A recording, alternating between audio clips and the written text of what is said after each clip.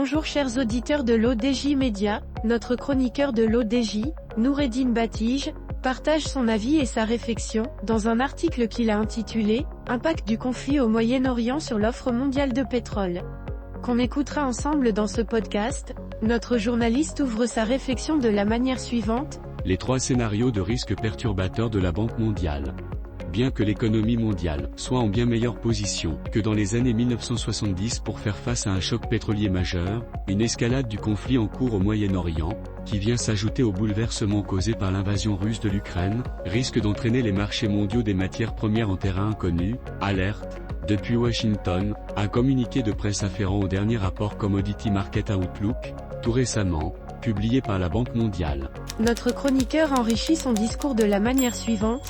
Un rapport, qui procédant à une première évaluation des conséquences potentielles à court terme du conflit sur les marchés des produits de base, estime les effets sont pour l'instant limités, les cours du pétrole ont augmenté de 6% environ depuis le début du conflit, tandis que les prix des produits agricoles, de la plupart des métaux et des autres matières premières ont à peine bougé.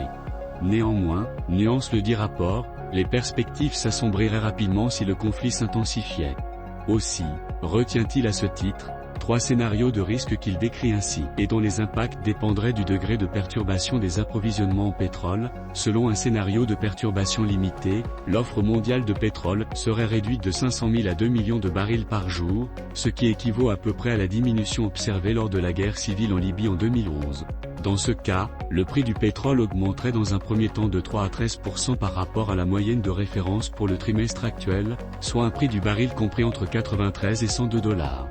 Selon un scénario de perturbation moyenne, correspondant globalement à la guerre d'Irak en 2003, l'offre mondiale de pétrole diminuerait de 3 à 5 millions de barils par jour. La hausse initiale du prix du pétrole se situerait alors entre 21 et 35%, portant le baril à une fourchette comprise entre 109 et 121 $. Enfin, selon un scénario de perturbation majeure comparable à l'embargo arabe sur le pétrole en 1973, l'offre mondiale de pétrole se réduirait de 6 à 8 millions de barils par jour, provoquant une hausse des prix de 56 à 75% dans un premier temps, soit un prix compris entre 140 et 157 $ le baril. L'auteur termine son article en ces termes. Le conflit en cours au Moyen-Orient survient après le plus grand choc subi par les marchés des matières premières depuis les années 1970, à savoir la guerre entre la Russie et l'Ukraine, souligne Inder Mijil, économiste en chef de la Banque mondiale et premier vice-président pour l'économie du développement.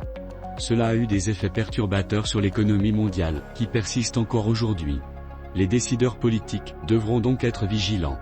Si le conflit devait s'aggraver, l'économie mondiale serait soumise à un double choc énergétique pour la première fois depuis des décennies, non seulement à cause de la guerre en Ukraine, mais aussi à cause de la situation au Moyen-Orient.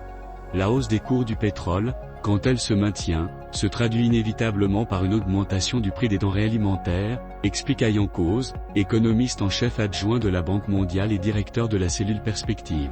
Un choc pétrolier sévère aggraverait l'inflation des prix alimentaires, qui est déjà élevée dans de nombreux pays en développement. Fin 2022, plus de 700 millions de personnes étaient sous-alimentées, soit près d'un dixième de la population mondiale. Une escalade du conflit intensifierait l'insécurité alimentaire, non seulement dans la région, mais aussi dans le monde entier. Rédigé par Noureddine Batige.